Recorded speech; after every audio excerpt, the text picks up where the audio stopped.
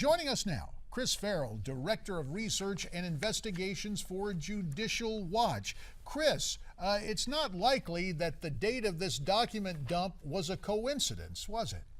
Not at all. It's another effort by the Justice Department to suppress the truth about their criminality. And mindful of that, Chris, could this be described as a victory for Judicial Watch? It is. Importantly, back on October 22nd, Judicial Watch obtained the first batch of documents previously withheld under executive privilege in the form of a Vaughan Index, which is a 15,000 document long listing of all the items the Holder Justice Department wanted to keep secret. And so we pried that out of them, and that really teed it up or laid the groundwork for this later release to the Congressional Committee. And it's enormously damaging to the Justice Department. They look like liars. Have you looked at the documents? Do you know if they contradict what the Justice Department has said about the operation? They do. They directly contradict the claims of Holder that he didn't know or he wasn't aware until just recently, when in fact he had been briefed on the operations of Fast and Furious months beforehand and had to have known. There's no reasonable explanation as to how the Attorney General would not have known what was going on. Chris, among these documents, an email in which Attorney General Eric Holder slams House Oversight Committee Chairman Darrell Issa. It reads in part, and I quote, "Issa and his idiot cronies never gave a damn about this. When all that was happening was that thousands of Mexicans were being killed with guns from our country. All they want to do in reality is cripple ATF and suck up to the gun lobby. Politics at its worst," close quote. What do you make of Eric Holder Unplugged? Well, it's an admission, isn't it? It's an explicit, not a tacit, an explicit admission that he knew exactly what was going on, that he approved of it, and that he only regrets getting caught. And mindful of that, are we just to Eric Holder? He says he's leaving, but once he leaves, is he going to face some sort of legal action?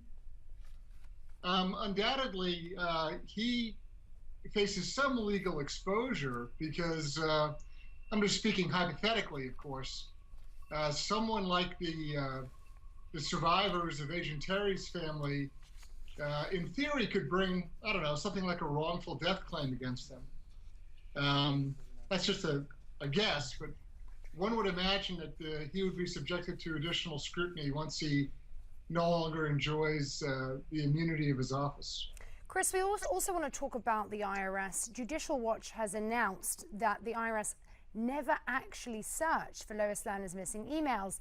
Is this perjury on the part of the attorneys representing the IRS? It's very craftily worded and expressed information. What the IRS did was they defined a very discrete, very narrow universe of documents.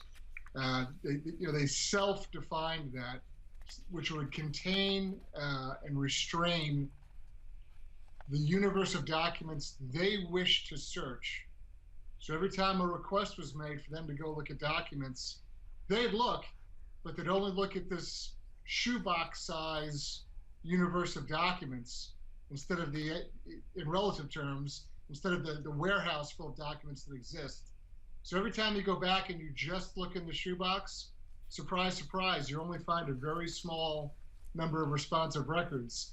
And they're ignoring, deliberately, willfully ignoring a huge trove of additional documents or even servers that would hold, email servers that would hold documents. They're completely ignoring them deliberately and willfully.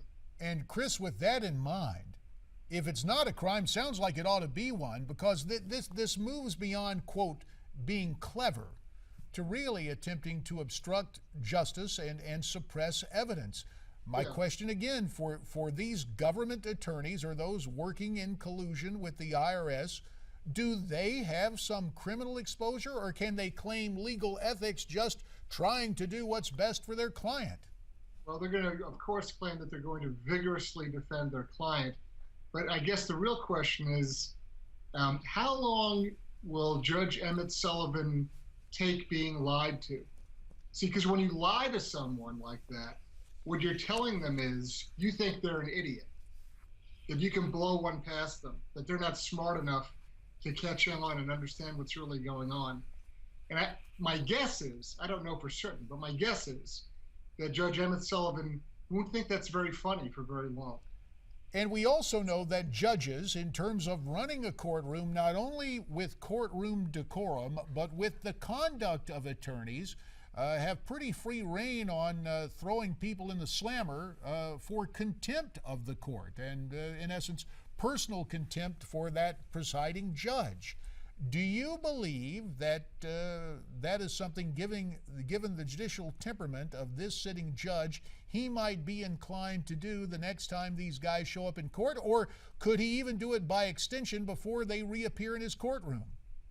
Well, he has excellent temperament as a judicial temperament. So, I mean, I would anticipate that he would start with admonishments, which is basically a nice way of saying yelling at them, and then sort of ratchet it up from there. And frankly, he already has admonished the IRS and the Justice Department attorneys representing the IRS.